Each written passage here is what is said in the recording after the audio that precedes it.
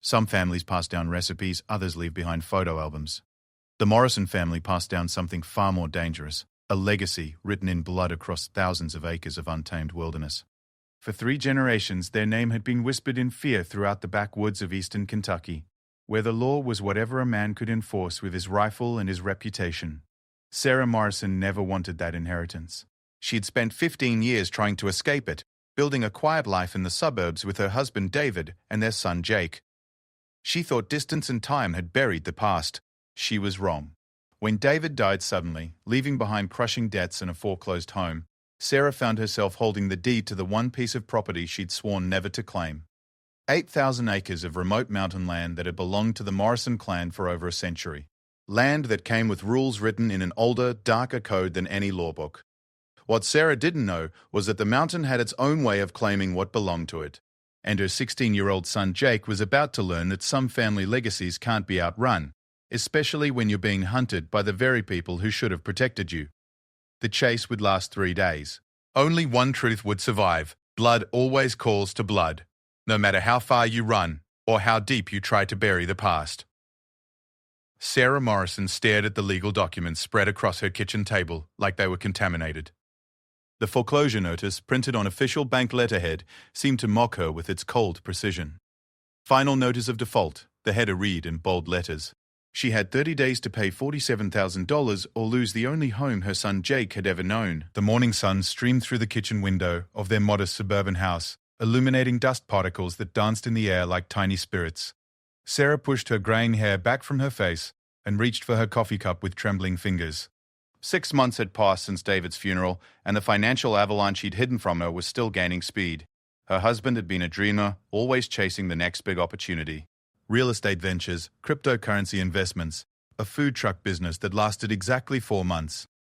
Sarah had trusted him to handle their finances while she focused on raising Jake and working her job at the county library. She never imagined that David's optimism had been funded by a second mortgage, credit cards, and loans against his life insurance policy. "Mum, you're going to burn a hole through that paper if you keep staring at it like that." Jake's voice startled her from her thoughts. Her 16-year-old son stood in the doorway, his dark hair still messy from sleep, wearing the same faded band t-shirt he'd worn for 3 days straight. He had his father's easy smile but Sarah's green eyes, and right now those eyes held a worry that no teenager should carry. "Sorry, honey, I was just thinking." Sarah quickly shuffled the papers into a neat stack. "You want some breakfast? I could make pancakes." Jake crossed to the refrigerator and pulled out a carton of orange juice. "We both know we're out of pancake mix. We're out of most everything." He poured himself a glass and leaned against the counter. "Mum, I know things are bad. You don't have to pretend with me." The directness of his statement hit Sarah like a physical blow. She'd been trying so hard to shield him from the worst of their situation, but Jake was smart. Too smart to fool with false optimism and forced smiles. "We'll figure something out," she said, the words sounding hollow even to her own ears. "Like what? You work full-time and we're still drowning. I could get a job after school, maybe at the grocery store or the gas station." "Absolutely not. Your grades are too important. You're going to college, Jake. That's not negotiable." "What's the point of good grades if we don't have a house to live in?" Before Sarah could answer, the doorbell rang. Through the front window, she could see a man in an expensive suit holding a briefcase. Her stomach clenched. Another creditor, most likely, or someone from the bank coming to discuss the foreclosure timeline. "Stay here," she told Jake and walked to the front door.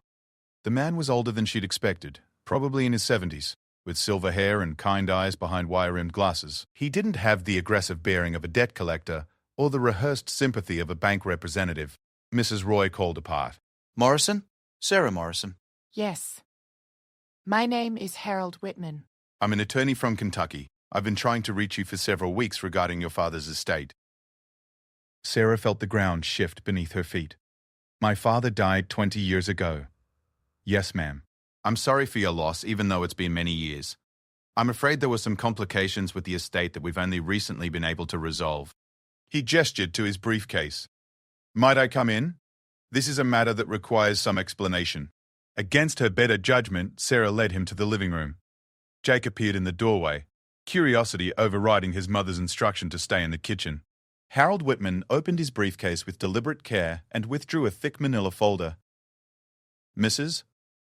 Morrison, are you familiar with the Morrison family property in Bledsoe County, Kentucky?"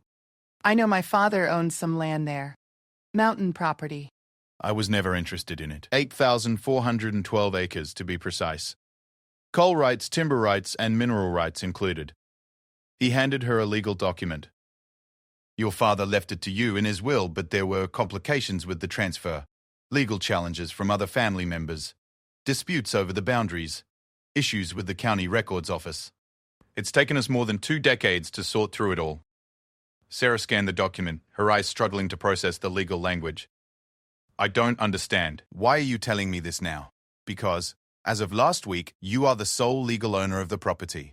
All challenges have been resolved, all claims settled. The land is yours, free and clear. Jake moved closer, reading over his mother's shoulder. Mum, what's he talking about? What land? Sarah's mind raced back to her childhood, to fragments of memories she'd spent years trying to forget. Her father, Thomas Morrison, had been a hard man who'd ruled his household with an iron fist and a leather belt. He died when Sarah was in college, and she'd been relieved when the funeral was over and she could return to her new life, far from the mountains and the family legacy she wanted no part of. The property has been maintained by a management company, Harold continued. There's been some income from hunting leases and timber harvests over the years held in trust. After legal fees and maintenance costs, there's approximately $38,000 waiting for you. Sarah's heart skipped. $38,000. Not enough to save the house, but enough to buy time, maybe rent something smaller. However, Harold said, his tone becoming more serious, I should warn you that the property comes with certain complications. The Morrison family has a long history in those mountains, and not all of it is pleasant. There are people in that area who remember your father and your grandfather before him. Some of those memories aren't fond ones. What kind of complications? Jake asked. Harold looked uncomfortable. The Morrison name carries weight in Bledsoe County. Your great-grandfather, Ezra Morrison, was what you might call a feudal lord in those parts. He controlled thousands of acres and had his own way of dealing with problems. Your grandfather continued in the same tradition. And your father, well, let's just say that the apple didn't fall far from the tree. Sarah felt a chill run down her spine. She remembered whispered conversations between adults when she was young, conversations that stopped whenever she entered the room. She remembered the way people in town looked at her father, with a mixture of fear and respect that she hadn't understood at the time. Are you saying my family were criminals? I'm saying that in the mountains of eastern Kentucky, the law has always been a flexible thing. Your family were the law in those parts for 3 generations. They protected their land, their people, and their interests by whatever means necessary. That kind of power makes enemies. Jake looked back and forth between his mother and the lawyer. So what does that mean for us now? It means, Harold said carefully, that if you decide to claim this inheritance, you need to understand what you're claiming. The land comes with money, yes, but it also comes with a reputation. There are families in those mountains who have long memories and old grudges. Sarah stood up abruptly and walked to the window, looking out at their quiet suburban street. Children rode bicycles on the sidewalk, neighbors walked their dogs, a delivery truck rumbled past. It was so different from the world Harold was describing, so far from the violence and feuds of her father's mountains, but they needed the money. Desperately. If I take possession of the land, do I have to live on it? Can I sell it? You can do whatever you like with it. It's yours. Though I should mention that selling might be difficult. The property is extremely remote, accessible only by a network of dirt roads and logging trails. And given the family history, finding a buyer might prove challenging. Sarah turned back to face him. How long do I have to decide? There's no time limit. The property is yours now, regardless of what you choose to do with it. But if you want to access the funds that have accumulated, you'll need to sign these transfer documents and provide some identification. Sarah looked at the papers again, then at Jake. Her son's face was a mixture of hope and concern. $47,000 to save their house versus $38,000 to start over somewhere else. The math was simple, but the decision felt impossibly complex. If I sign these papers, what happens next? The funds would be transferred to your bank account within 5 business days. As for the land, you could visit it, hire someone to manage it, sell it, or simply ignore it. The choice is entirely yours. Sarah picked up the pen Harold offered her. The weight of it felt enormous in her hand. She thought about Jake's college fund, gone to pay David's debts. She thought about the foreclosure notice in the kitchen. She thought about her father and the family legacy she'd spent her adult life running from. Mum, Jake said quietly, maybe we should think about this for a while. But Sarah was already signing her name on the documents. The pen moved across the paper with finality, sealing their fate with blue ink. She might be claiming land she'd never seen, money that came from a family history she didn't want to acknowledge, but it was better than losing everything. There, she said, handing the papers back to Harold. What do I need to do now? Harold gathered the documents and placed them back in his briefcase. I'll file these with the appropriate courts and banks. You should receive the funds by Friday. He paused, studying her face. Mrs. Morrison, I hope you'll seriously consider my advice about the family history. The mountains have a long memory, and the Morrison name still carries weight there. If you do decide to visit the property, please be careful. After Harold left, Sarah and Jake sat in the living room in silence. The decision was made, but neither of them felt victorious. They bought themselves time and money, but at what cost? Tell me about your father, Jake said eventually. I mean, really tell me, not the sanitized version you've always given me. Sarah closed her eyes and let herself remember. Thomas Morrison had been a large man, tall and broad-shouldered, with calloused hands and eyes that seemed to see everything. He carried himself with the confidence of someone who had never been challenged, never been denied what he wanted. Other men deferred to him, stepped aside when he passed, called him sir even when they were older than him. He was a hard man, she said finally. He believed that strength was the only thing that mattered, that respect had to be earned through fear. I never understood it as a child, but looking back, I think he saw the world as a place where only the strong survived. And you ran away from that. I went to college on a scholarship and never looked back. I met your father in Louisville, far from the mountains and everything they represented. I thought I could leave it all behind. Jake was quiet for a moment. But now it's following us. We don't have to let it define us. The money is just money, and the land is just land. We can take what we need and leave the rest behind. But even as she spoke the words, Sarah wasn't sure she believed them. The mountains had a way of claiming what belonged to them, and the Morrison family had belonged to those mountains for over a century. She could feel the pull already, something ancient and primitive calling to her blood. Outside, the suburban street continued its peaceful rhythm, but Sarah could swear she heard something else underneath the everyday sounds, something wild and dangerous, like the distant howl of wolves preparing for a hunt. By the time Friday arrived, the money was in their account, and Sarah had paid enough to stop the foreclosure proceedings, but the relief she'd expected didn't come. Instead, she found herself researching Bledsoe County online, studying maps of the mountain region, reading old newspaper articles about the Morrison family. What she found wasn't reassuring. 3 generations of Morrisons had ruled those mountains through intimidation and violence. Her great-grandfather had been suspected in the disappearance of at least a dozen men who'd crossed him. Her grandfather had been questioned but never charged in connection with several unsolved murders. Her father had continued the tradition, using fear and force to protect the family's interests. The Morrison name was synonymous with danger in eastern Kentucky, and now that name belonged to her son. Jake found her at the computer late Friday night, reading a 20-year-old newspaper article about a mining company that had tried to force Thomas Morrison off his land. The company's representatives had arrived with legal papers and security guards. They'd left in ambulances. Mum, this is crazy. These people sound like criminals. They were protecting their land, their way of life, by hurting people, by threatening and intimidating anyone who got in their way. Sarah couldn't argue with that. The evidence was clear in the newspaper archives, in the court records, in the stories passed down through generations of mountain families. The Morrisons had been feudal lords in a land that democracy had forgotten, ruling through strength and fear. But they'd also been survivors. They'd held on to their land when others had been driven off by mining companies and government seizures. They'd protected their people when the law failed to protect them. They'd created their own justice in a place where justice was whatever you could enforce. We're not them, Sarah said, as much to herself as to Jake. We can take the inheritance without taking on their legacy. Jake looked at her with eyes that were older than 16. Can we? Or are we already part of it now?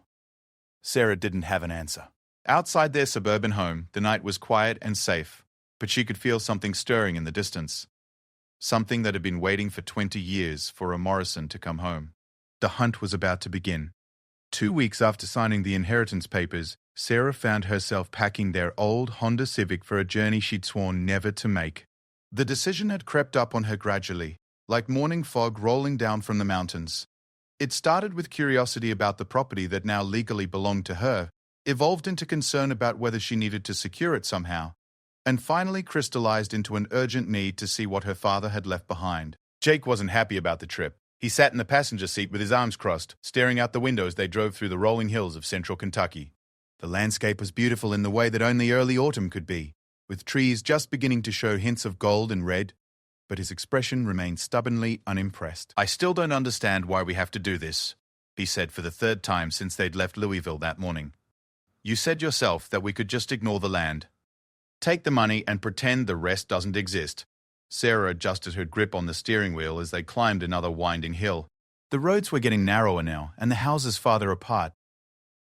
They were entering a different world, one where cell phone towers were sparse and satellite internet was still considered a luxury. "I need to see it for myself, to understand what we're dealing with."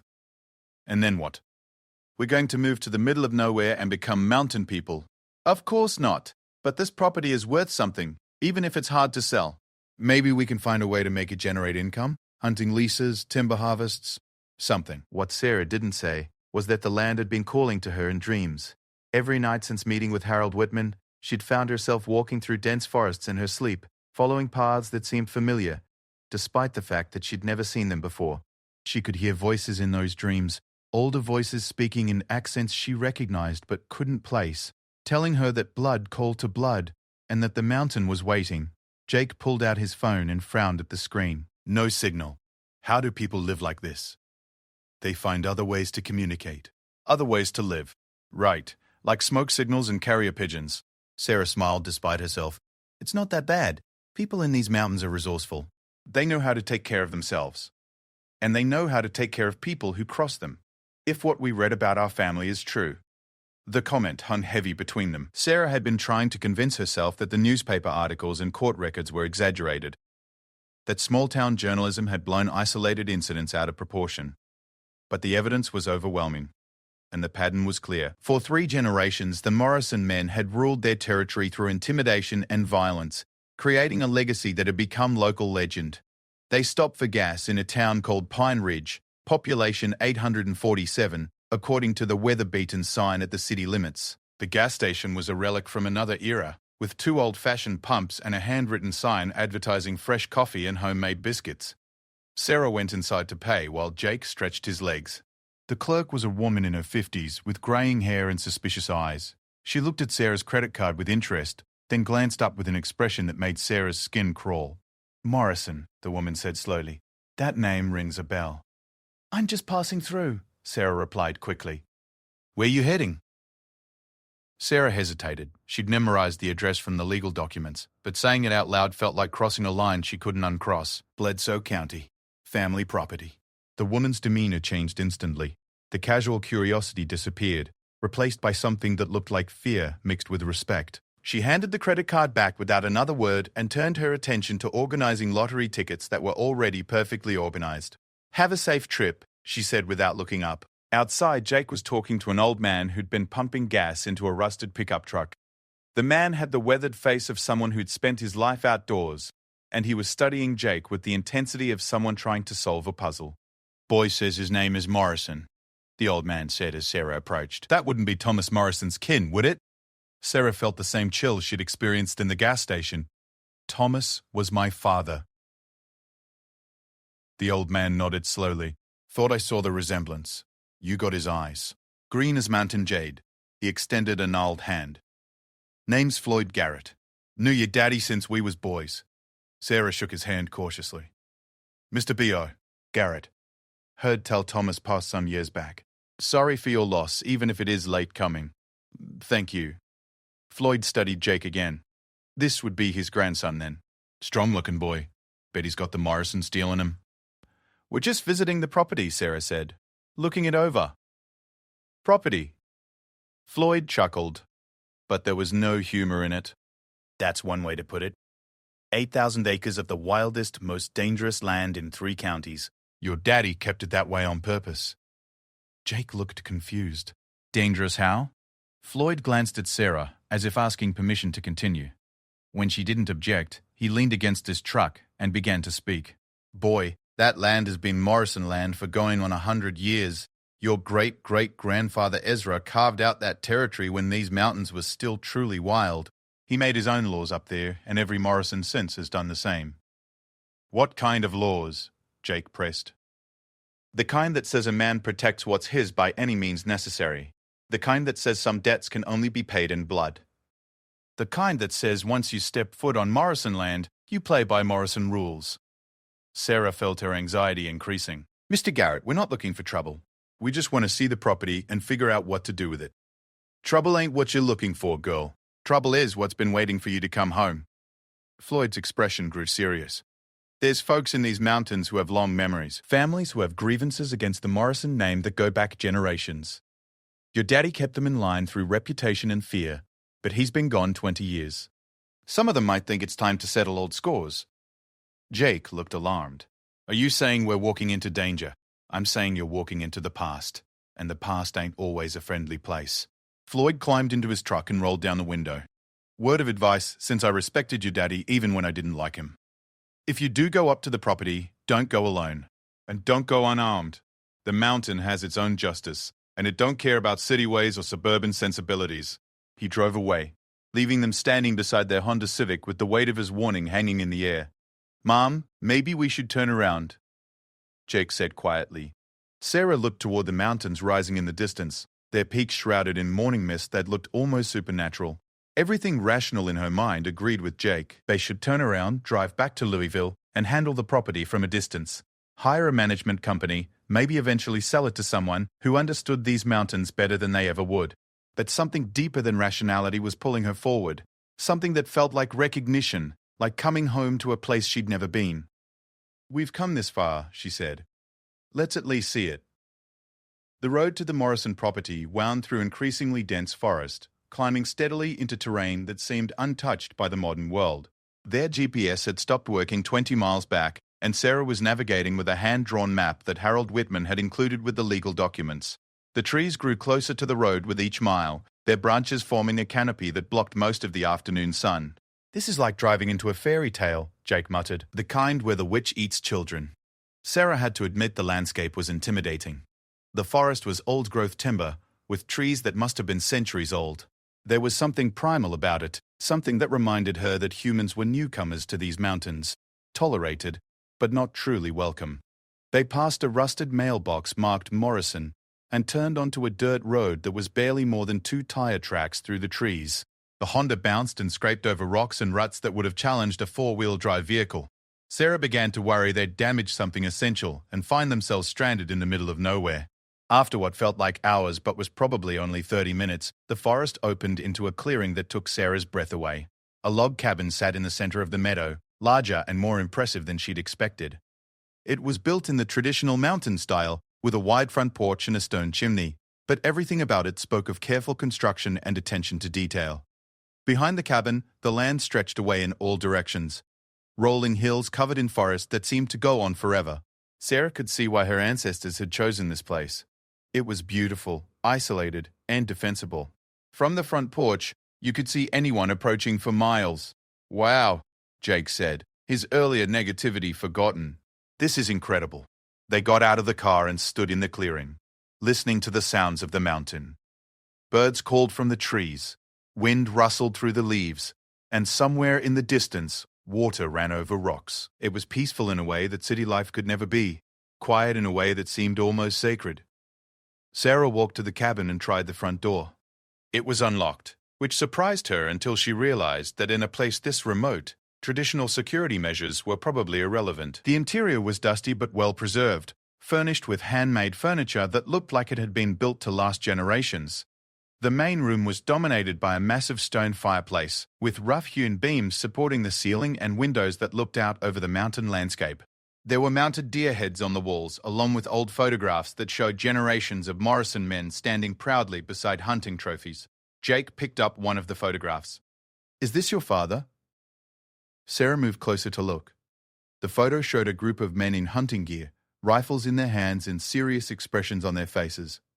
She recognized her father immediately, even though he was younger than she remembered him. He stood in the center of the group, taller than the others, with an air of command that was unmistakable. That's him, she confirmed. I don't know who the others are. They look like they mean business. Sarah studied the other faces in the photograph. These weren't weekend hunters from the city. These were mountain men, hard faces marked by weather and work. eyes that had seen things city people never imagined. They looked like soldiers, or possibly something more dangerous. A sound from outside made them both freeze.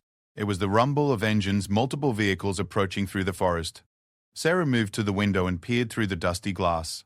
3 pickup trucks were coming up the dirt road, driving faster than seemed safe on the rough terrain. "Jake, get away from the windows," she said quietly. "What is it?" "I don't know. But Floyd Garrett said we shouldn't come here alone, and we didn't listen." The trucks pulled into the clearing and stopped in a semicircle around the Honda Civic. Men got out, 6 of them, all carrying rifles. They weren't pointing the weapons, but the message was clear. These weren't social visitors. One of the men, tall and lean with a graying beard, stepped forward and called out, "Morrisons! We know you're in there. Come on out and let's have a talk." Sarah's heart was pounding, but she forced herself to open the front door and step onto the porch. Jake started to follow, but she held up a hand to stop him. "I'm Sarah Morrison," she called back. "What do you want?" The bearded man smiled, but it wasn't a friendly expression. "Name's Caleb Hutchins. These are my boys." He gestured to the other men. "We heard tell that Thomas Morrison's daughter was coming home. Thought we'd welcome you proper. I appreciate that, but we're not staying long. Just looking over the property." "Property?" Caleb repeated the word like it tasted bad. "See? That's where we might have a disagreement. Your family's been claiming this land for generations, but some of us remember when it belonged to everyone. When these mountains were free range for whoever was strong enough to take what they needed." Sarah could feel the tension building. These men hadn't come to welcome her home. They'd come to test her, to see if she was as dangerous as her father had been, or if she was just a city woman playing at being a mountain landowner. "The land belongs to me legally," she said, keeping her voice steady.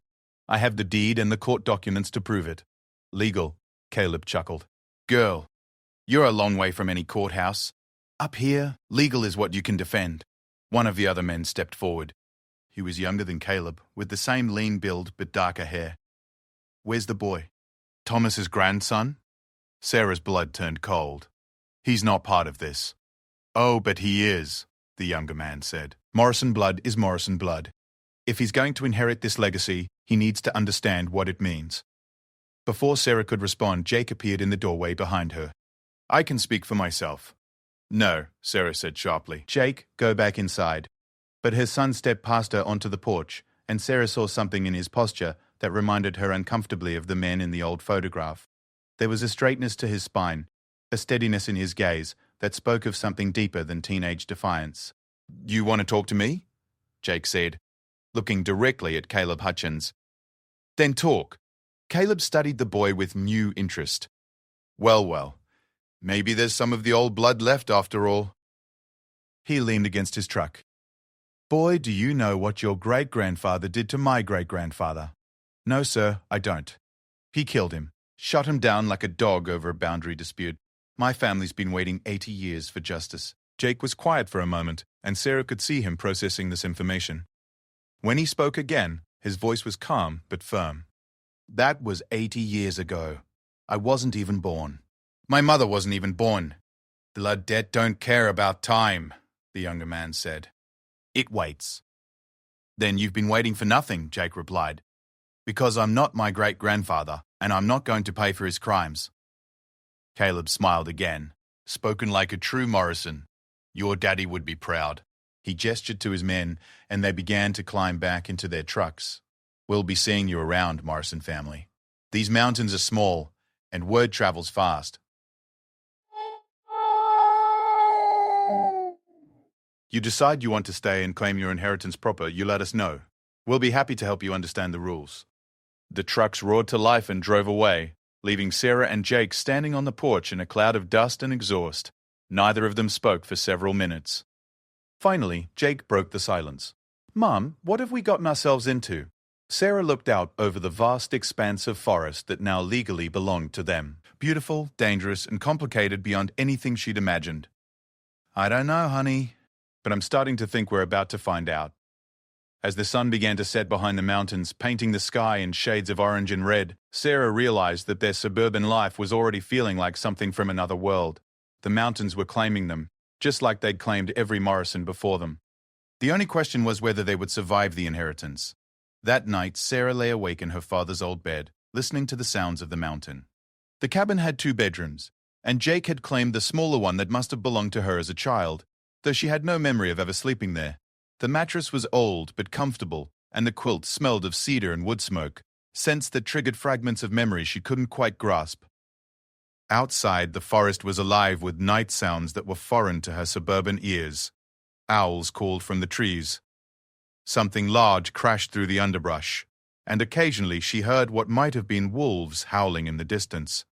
But underneath the natural sounds, she thought she detected something else. The rumble of engines. Far off, but getting closer.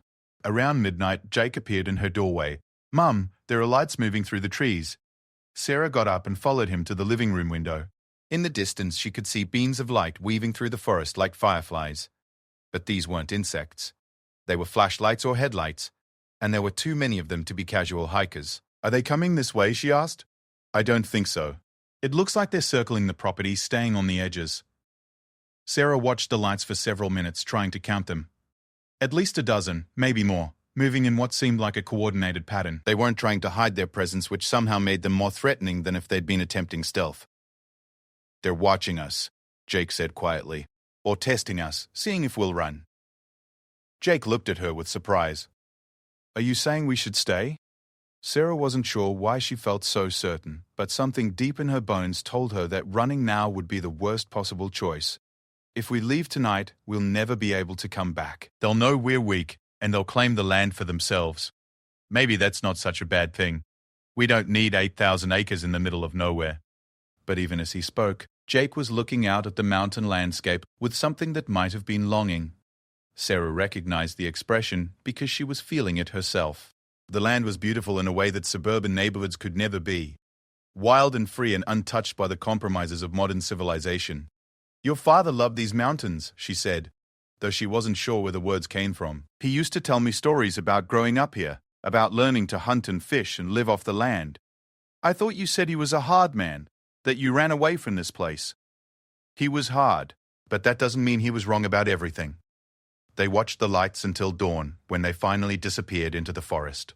Sarah made coffee on an old percolator she'd found in the kitchen, and they sat on the front porch watching the sun rise over the mountains.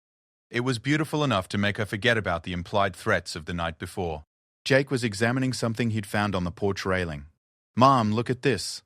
It was a photograph, creased and faded with age, showing a young woman standing beside the cabin. The woman had Sarah's green eyes and dark hair, and she was holding a rifle with the casual familiarity of someone who'd been born to it. "That's your grandmother," Sarah said, though she'd never seen the photo before. "My mother. She looks like you, and she looks like she could handle herself." Sarah studied the photograph more carefully. Her mother had died when Sarah was young, and she had few clear memories of her. But looking at this image, she could see where her own stubborn streak had come from, along with the quiet strength that had carried her through David's death and the financial crisis that followed.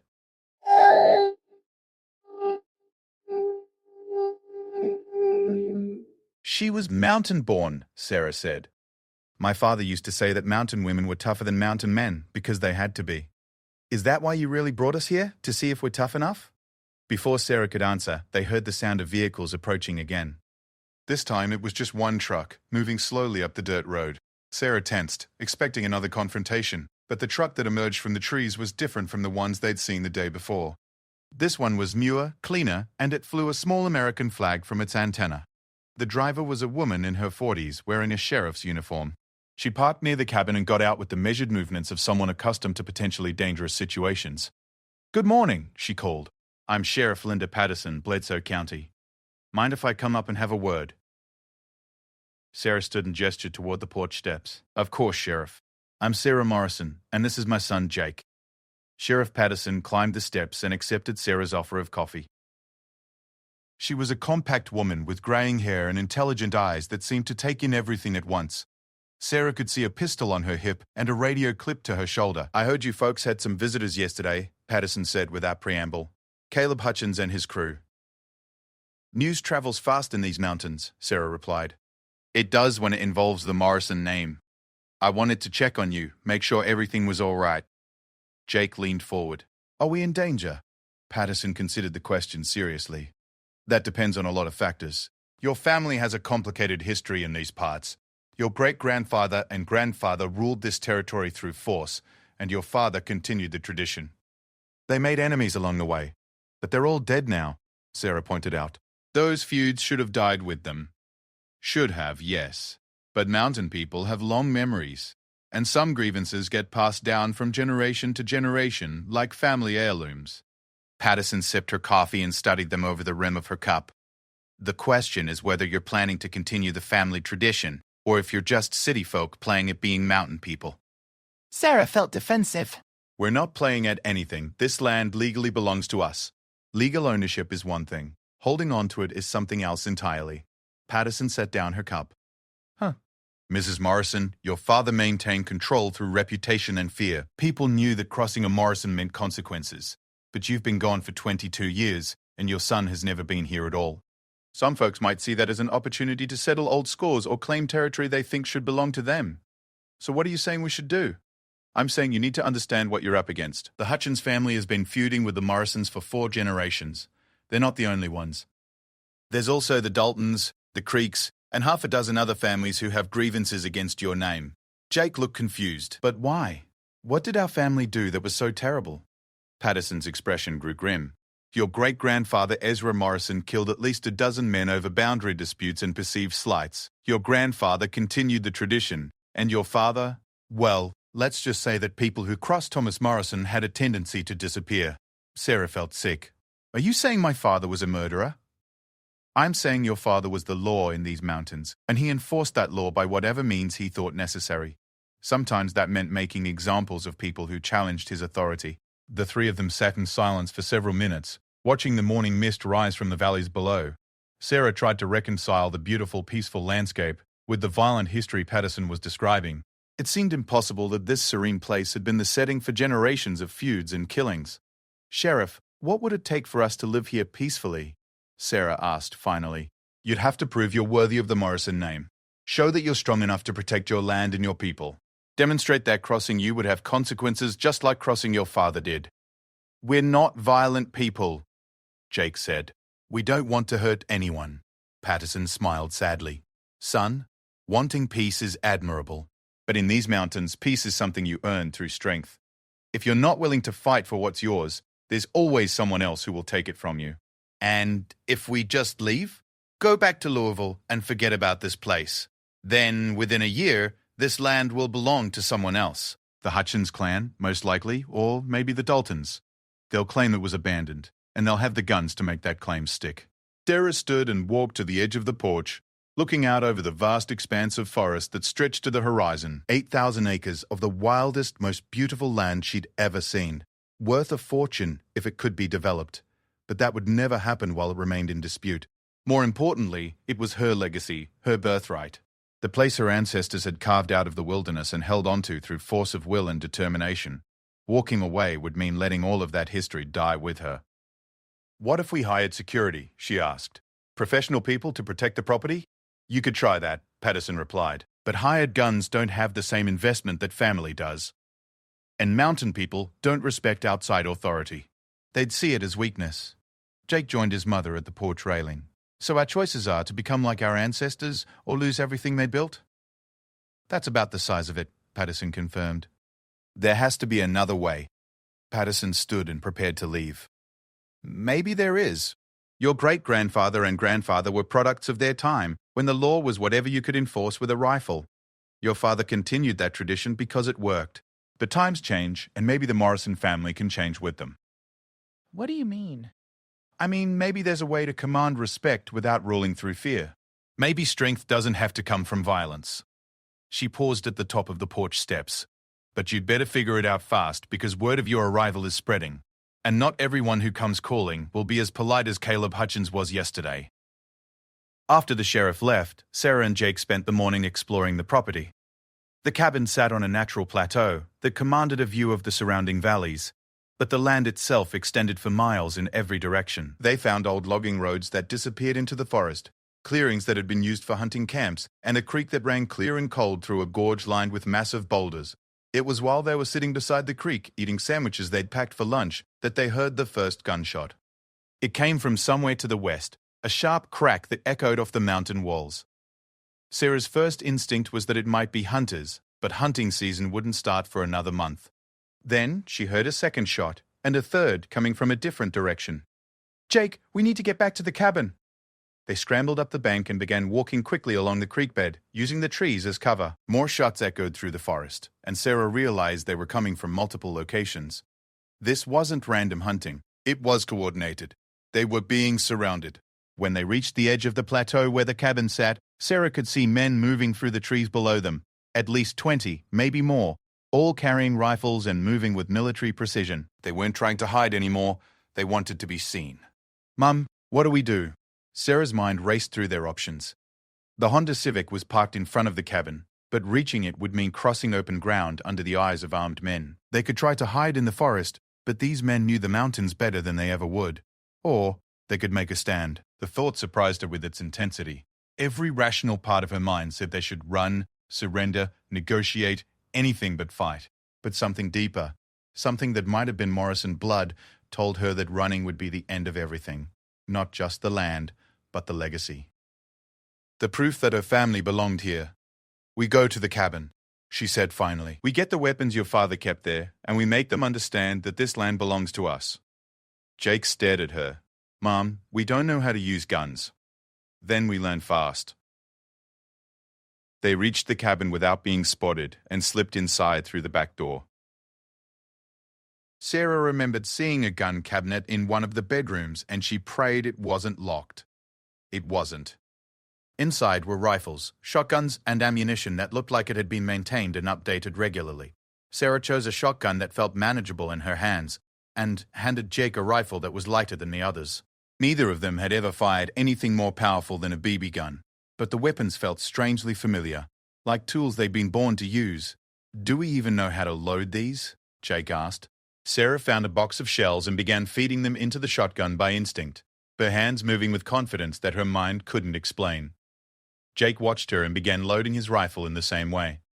Outside, the sounds of men moving through the forest were getting closer. Sarah could hear voices now, low and careful, but not trying to hide their presence. They were taking their time, making sure all escape routes were covered. "They're going to try to smoke us out," Sarah said. "Make us surrender or negotiate from a position of weakness. And we're not going to let them. No, we're not." They positioned themselves at windows that faced different directions, giving them a view of the approaches to the cabin. Sarah tried to count the men she could see, that they kept moving, appearing and disappearing among the trees like ghosts. A voice called out from the forest. "Sarah Morrison, you need to come out and talk." Sarah recognized Caleb Hutchins' voice. "I can hear you fine from here, Caleb. This doesn't have to be unpleasant. We just want to discuss the situation like civilized people with 20 armed men. These mountains can be dangerous. A person needs protection." Sarah looked at Jake. He was pale but steady, holding his rifle with growing confidence. She could see something in his eyes that reminded her of the men in the old photographs, a hardness that hadn't been there the day before. "What is it you want to discuss?" she called back. "The fact that you don't belong here anymore, that your family's time is over, and it's time for new people to take responsibility for this land. This land belongs to me, legally and by right of inheritance. Legal don't mean much up here, you know that." "Then what does mean something?" There was a long pause before Caleb answered. "Strength. The willingness to fight for what you claim is yours. The ability to protect your people and your property." Sarah took a deep breath and made a decision that would change everything. "Then let's find out who's stronger." She stepped onto the front porch with the shotgun in her hands, Jake beside her with his rifle. 23 armed men materialized from the forest, their weapons trained on the cabin. The moment hung suspended like a droplet of water about to fall. Then Caleb Hutchins smiled, and Sarah realized that the real test was just beginning. The hunt had found them at last. The standoff lasted 3 hours. Sarah and Jake remained on the porch, weapons ready, while Caleb Hutchins and his men held their positions at the edge of the forest.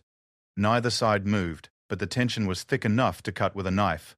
Sarah could feel sweat running down her back despite the cool mountain air, and every muscle in her body ached from the strain of staying alert. "This is getting us nowhere," Caleb finally called out. "You can't stay up there forever." "We don't have to," Sarah replied. "This is our land. You're the ones who are trespassing." "Trespassing," Caleb laughed, but there was no humor in it. Girl, my family has been hunting these mountains since before your great-grandfather ever set foot here. We got more right to this land than some city woman who ran away soon as she could walk. Jake shifted beside his mother, and Sarah could see anger building in his young face. They cleared the roads you drove up on. They earned this place. They took it. One of Caleb's men shouted back. Killed anyone who disagreed with them. And now it's our turn. Another voice added. Sarah realized that the talking was over. These men hadn't come to negotiate or reach some kind of peaceful agreement. They'd come to claim what they thought should belong to them. And the only thing stopping them was her willingness to fight for it. Jake, she said quietly, not taking her eyes off the men at the forest edge. When I say go, you run for the Honda. Get down the mountain and find Sheriff Patterson. I'm not leaving you here alone. This isn't a debate. You're 16 years old, and this is not your fight. Like hell it isn't. Sarah turned to look at her son and was startled by what she saw. The uncertainty and fear that had marked his expression for the past 2 days were gone, replaced by something harder and more determined. He looked like a Morrison. Jake, please. I can't lose you two. You won't, but I'm not running away from our home. Our home. When had he started thinking of this place as home? When had she? But Sarah realized that somewhere in the past 48 hours, the mountain had claimed them both. This wasn't just about money or property anymore. It was about belonging somewhere, being part of something larger than themselves. Then we make our stand together, she said. Together. Caleb apparently decided that the talking was finished as well. He made a gesture to his men, and they began moving closer to the cabin, using the trees as cover but advancing steadily. Sarah raised her shotgun and sighted down the barrel, choosing targets. That's far enough, she called out. The men kept coming. I said that's far enough. A shot rang out from the forest, and splinters exploded from the porch railing inches from Sarah's head. She dove sideways, pulling Jake down with her, as more shots followed. The windows of the cabin shattered, and bullets thudded into the log's walls. Sarah rolled to the edge of the porch and returned fire, the shotgun bucking against her shoulder with surprising force. She saw one of the advancing men stumble and fall, though she couldn't tell if she'd hit him or if he'd simply taken cover. Jake was firing from behind the porch furniture, his rifle cracking steadily as he aimed at muzzle flashes in the forest. For someone who'd never shot a gun in anger, he was keeping remarkably calm under fire. The battle lasted only minutes, but it felt like hours. Sarah's ears rang from the gunfire, and smoke hung in the air like morning fog. When the shooting finally stopped, the silence was almost as deafening as the noise had been. Anyone hurt? Caleb's voice called from the forest. There was a pause before someone answered. Billy's bleeding. Took one in the shoulder. Sarah felt sick. She'd actually shot someone. The abstract threat of violence had become brutally real, and there was no going back from it. Sarah Morrison. Caleb's voice was different now, harder and more angry. You just crossed a line you can't uncross. You crossed it first when you started shooting at my family. This is our land. Our mountains. Your people had their time, and now it's over. Sarah reloaded her shotgun with shaking hands. Come and take it then. But instead of another attack, she heard the sound of vehicles starting up. Engines rumbled to life in the distance, and gradually the sounds faded as the trucks drove away through the forest. Sarah and Jake remained crouched on the porch for another hour, afraid it might be a trick, but the men didn't return. Finally, Sarah stood and surveyed the damage. The cabin was riddled with bullet holes, the windows were destroyed, and the porch railing was splintered beyond repair. But the structure was sound, and more importantly, they were alive. Mom, look at this. Jake was examining the bullet holes in the front door, and Sarah realized that most of them were clustered around the door frame rather than the center of the door. The shooters had been careful to avoid hitting them directly. They were trying to scare us, not kill us, she said. Why? Because killing us would bring the law down on them. Sheriff Patterson might look the other way for a lot of things, but murder would be harder to ignore. Jake nodded, but his expression remained troubled. What happens now? Sarah looked out over the forest where Caleb Hutchins and his men had disappeared. Now they know we're willing to fight, but they also know we're not going anywhere. And that makes us more dangerous, or more vulnerable. We've declared ourselves, Jake. We can't pretend to be neutral anymore.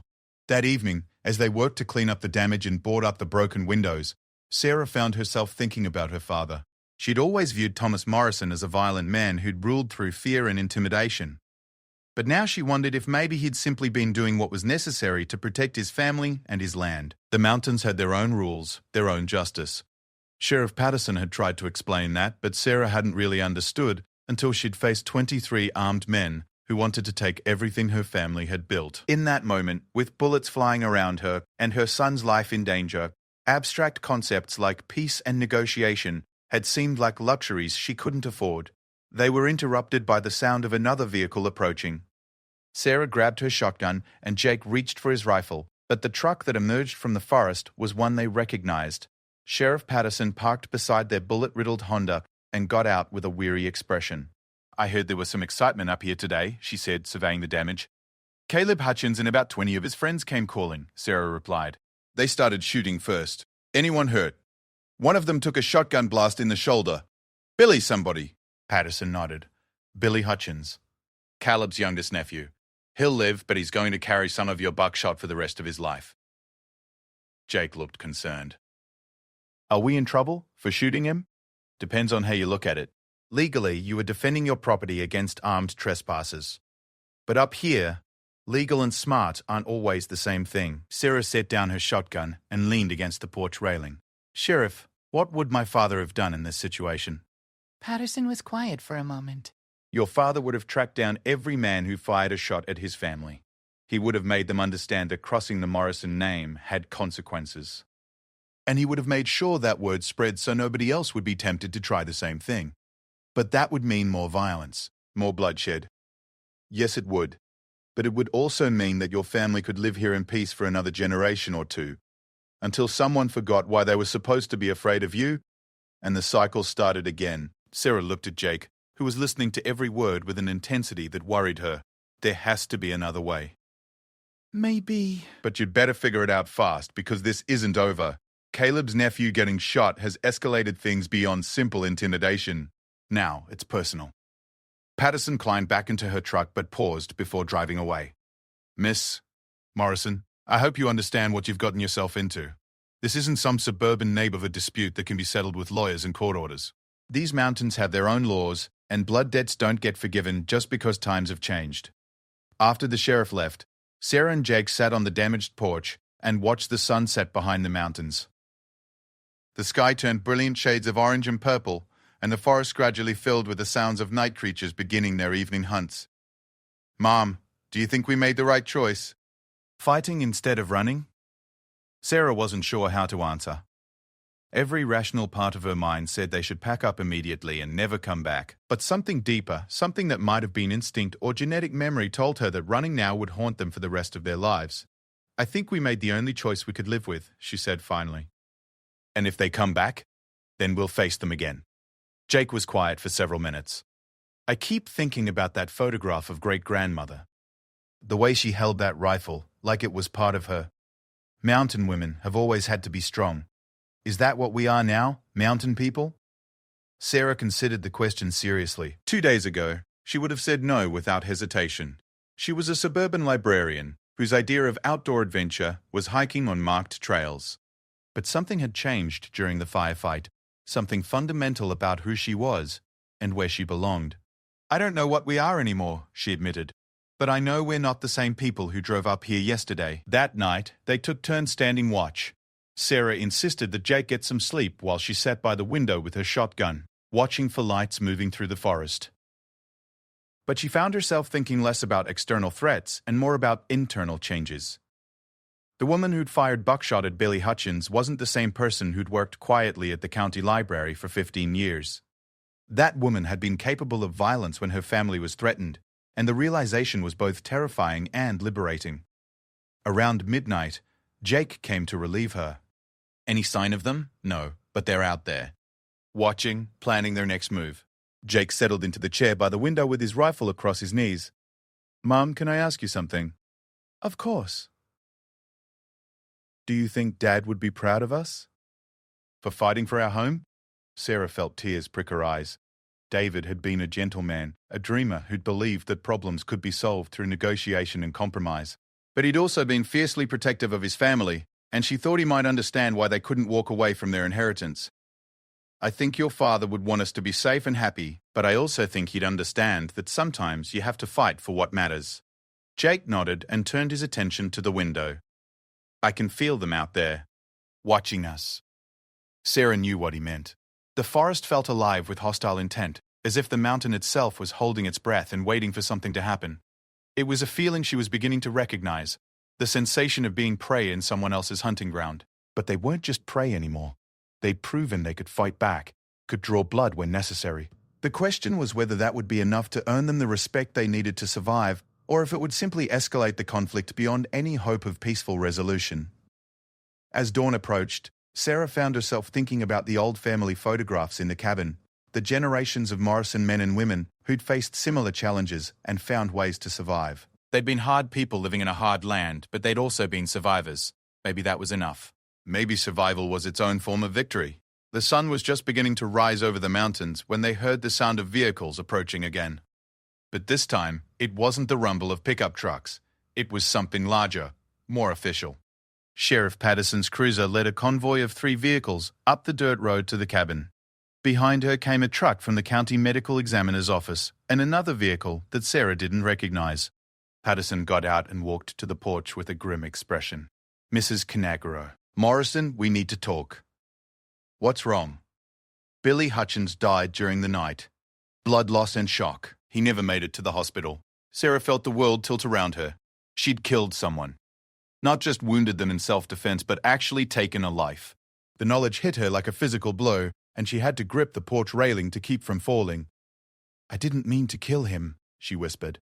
"I know that, and I know it was self-defense. But that's not going to matter to the Hutchins family. As far as they're concerned, you just declared war on them." Jake appeared beside his mother, his face pale but determined. "What does that mean for us?" Patterson looked at him with something that might have been respect. "It means the game just changed, son. This isn't about intimidation anymore. It's about blood for blood, and that's a debt that can only be paid one way." Sarah straightened up, feeling something hard and cold settle in her chest where fear had been. Then they'd better bring more men than they did yesterday. Patterson stared at her for a moment, then nodded slowly. "Now you're starting to sound like a Morrison." The hunt had escalated beyond anything Sarah could have imagined when she'd signed those inheritance papers, but retreat was no longer an option. The mountain had claimed them, and now they would have to prove they were worthy of the claim. The funeral, for Billy Hutchins, was held 3 days later in the valley below the Morrison property. Sarah and Jake watched from the cabin's front porch as the procession of vehicles wound through the mountain roads toward the small cemetery that served the scattered communities of Bledsoe County. Neither of them spoke, but both understood the significance of what they were witnessing.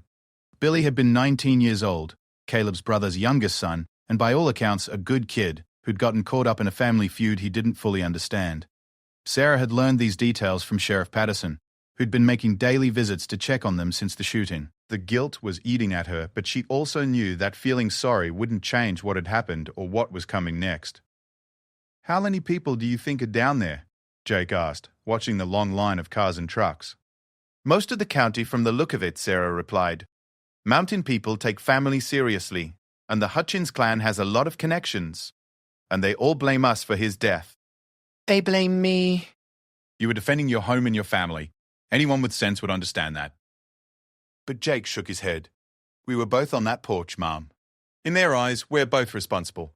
Sarah couldn't argue with that logic. Mountain justice didn't distinguish between degrees of guilt or shades of moral complexity. Billy Hutchins was dead, killed on Morrison land by Morrison guns, and that was all that mattered. That evening, as the last of the funeral traffic disappeared into the forest, they had another visitor. This time, it was an old woman driving a battered pickup truck with more rust than paint.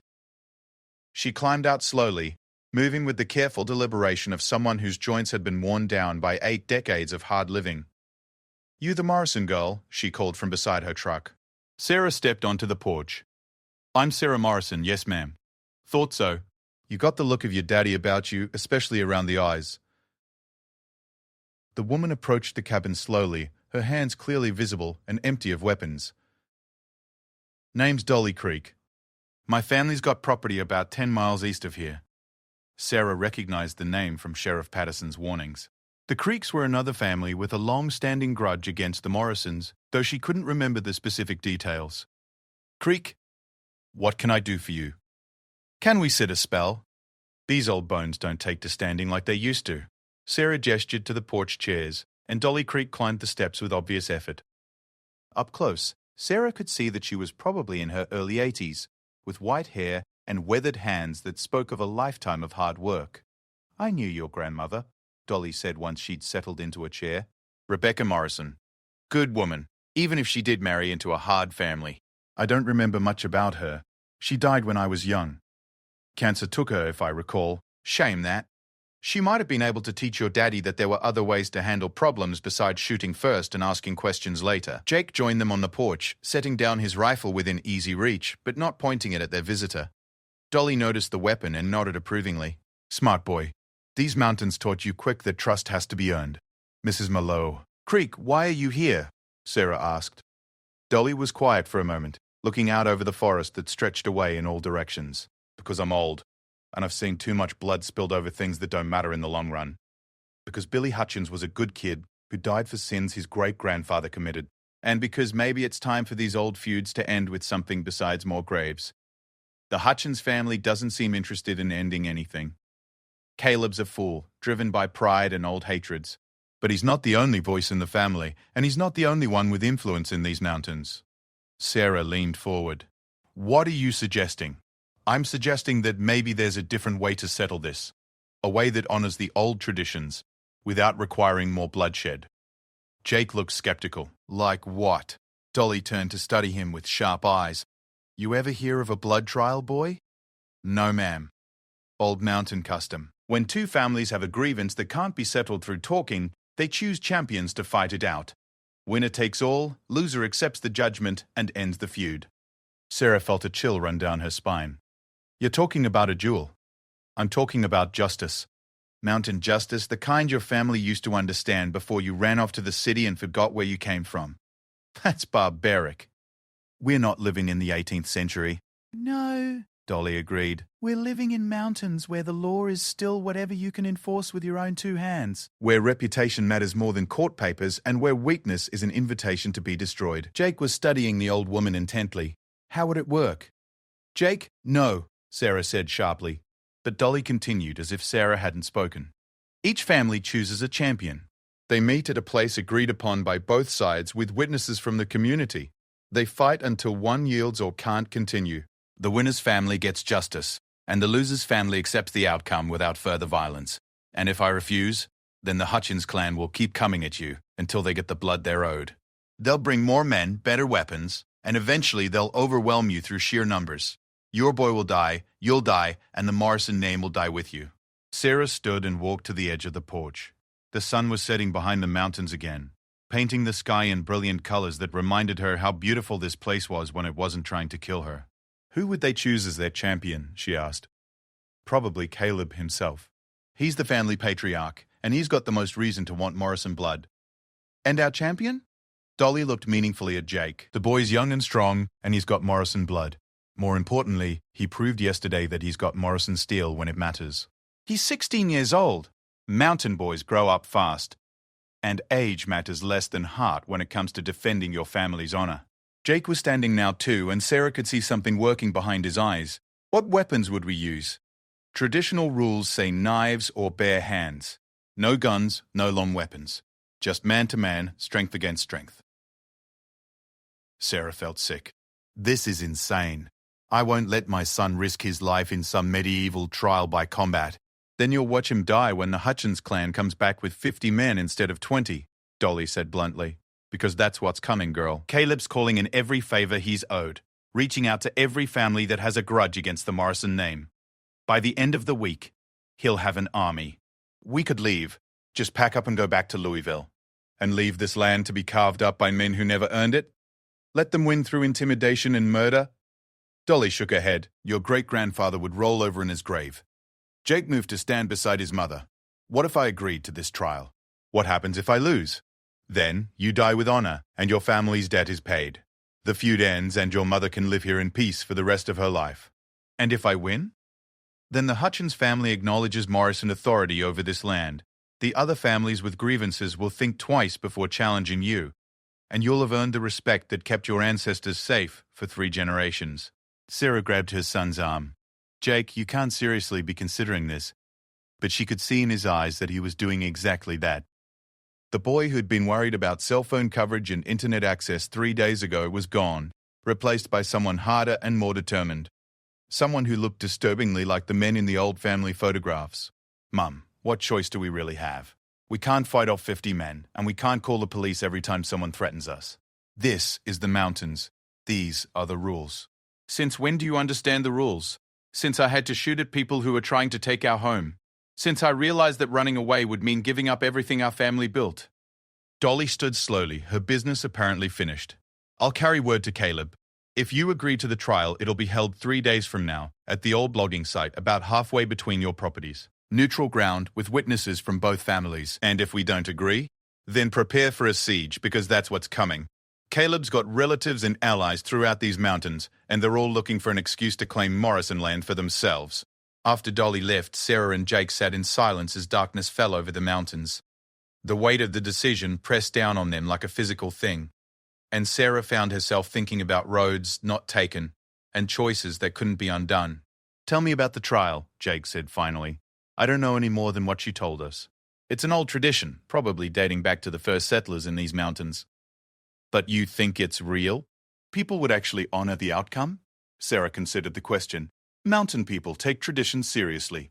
If the community witnesses the trial and declares it fair, then yes, I think they would honor it. The alternative would be admitting that their own customs don't matter. Jake nodded slowly. Then I have to do it. No, you don't. We can find another way. Like what? Hide in this cabin until they starve us out? Run back to Louisville with our tails between our legs? Mum, you saw what happened when they came after us the first time. I'm not going to spend the rest of my life looking over my shoulder, waiting for the next attack. Sarah wanted to argue, but she couldn't find the words. Everything Jake was saying made sense, at least according to the harsh logic of mountain justice. They were outnumbered, outgunned, and surrounded by families who had generations of reasons to hate the Morrison name. But the thought of her 16-year-old son facing a grown man in mortal combat made her physically ill. What if you lose? She whispered. Then you'll have peace and I'll have died defending our home. There are worse ways to go. Jake, you're talking like you're 40 years old instead of 16. Maybe that's what this place does to people. Forces them to grow up fast. That night, neither of them slept. Sarah spent the hours pacing the cabin and staring out at the forest, while Jake cleaned and checked their weapons with the methodical care of someone much older and more experienced.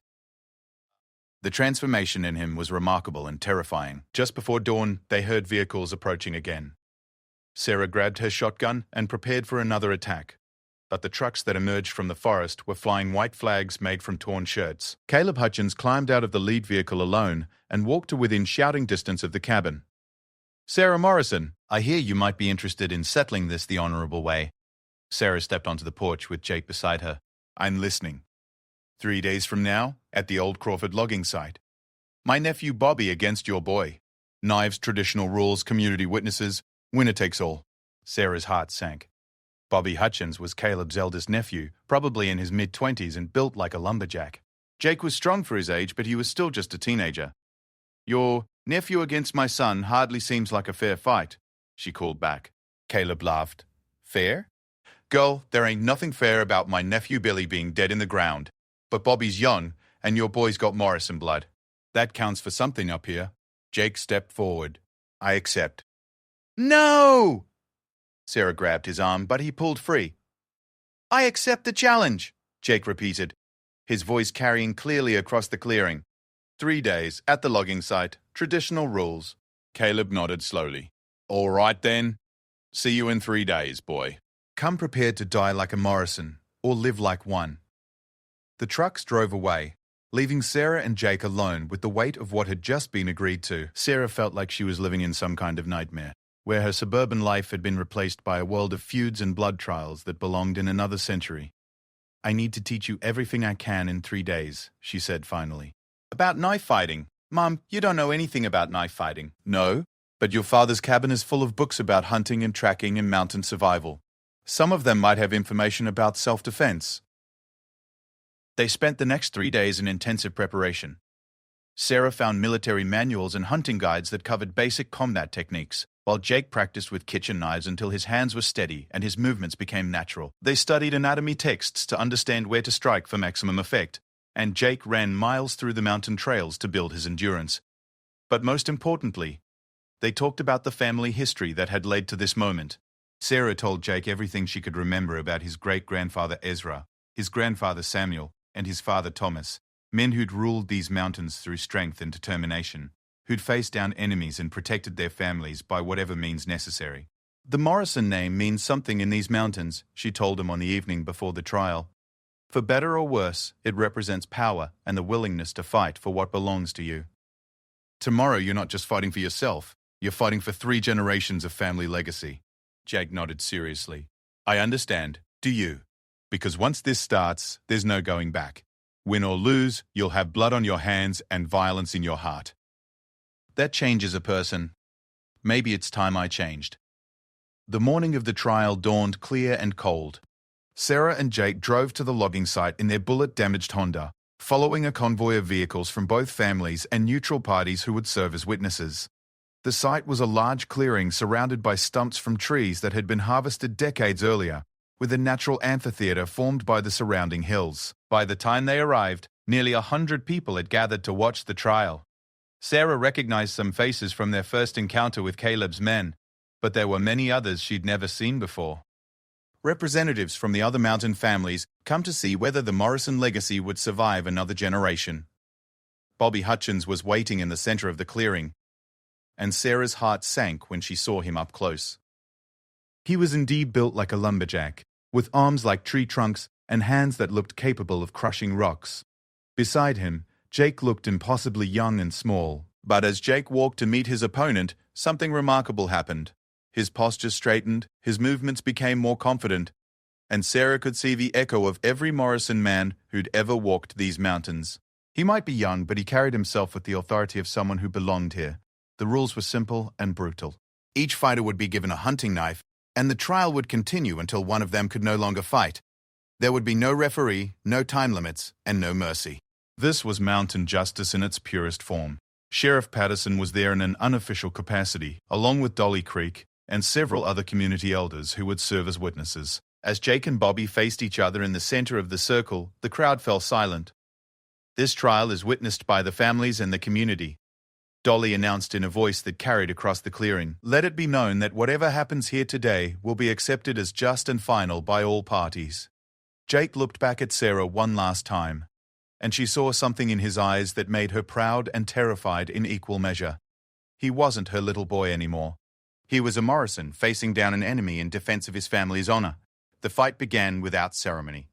Bobby rushed forward with the confidence of someone who'd never lost a physical confrontation, but Jake was faster than his opponent expected.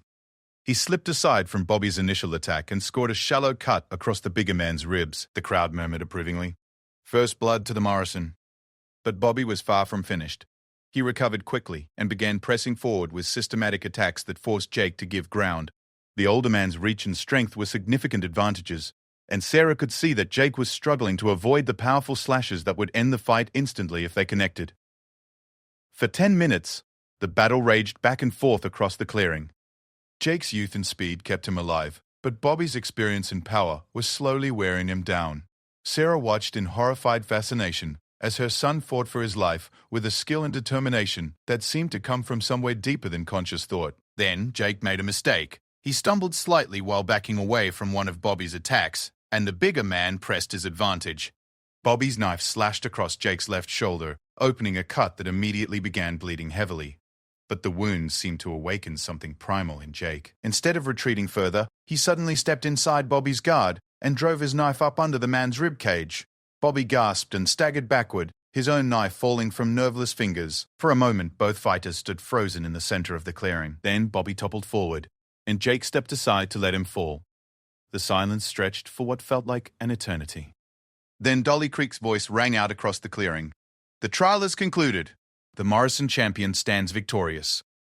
The crowd began to disperse quietly, with members of the Hutchins family collecting Bobby's body and loading it into their trucks. Caleb Hutchins approached Sarah and Jake as they prepared to leave. It's finished, he said simply. The boy fought with honor, and he won fair.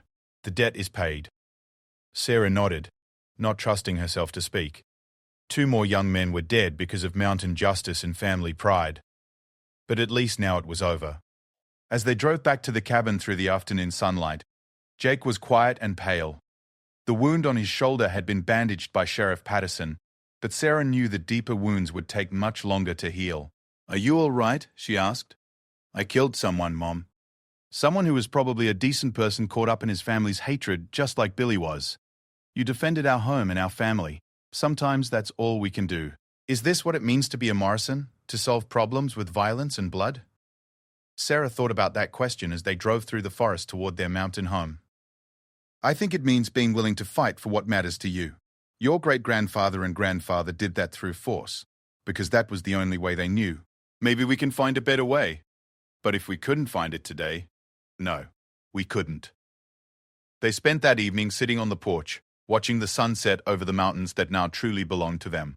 The bullet holes in the cabin walls served as reminders of what they'd been through, but Sarah was already making plans to repair the damage and make the place truly livable. "Are we staying?" Jake asked. "Do you want to?" Jake was quiet for a long moment. "I think I do. Not because I like the violence or the feuding, but because this feels like home in a way that nowhere else ever has. Like we belong here." Sarah understood what he meant. Despite everything they'd been through, despite the blood that had been spilled and the lives that had been lost, the mountains felt like where they were meant to be. "Then we'll stay," she said, "and we'll try to do better than the generations before us." How? By remembering that strength doesn't always have to come from violence. By protecting our family and our land without becoming the kind of people who solve every problem with guns and knives. But if someone threatens our home again? Sarah looked at her son, who would carry the scars of his mountain trial for the rest of his life, and made a promise that she hoped she would never have to break. "Then we'll do whatever we have to do. Because we're Morrisons, and this is our land." The hunt was over, but the legacy would continue. Perhaps in a different way than it had for the previous 3 generations, but it would continue nonetheless. Blood had called to blood, and they had answered. Now they would have to live with the consequences and try to build something better from the foundation of violence and tradition that they'd inherited. In the distance, wolves howled from the deep forest, and Sarah realized that she was no longer afraid of the sound. She was home.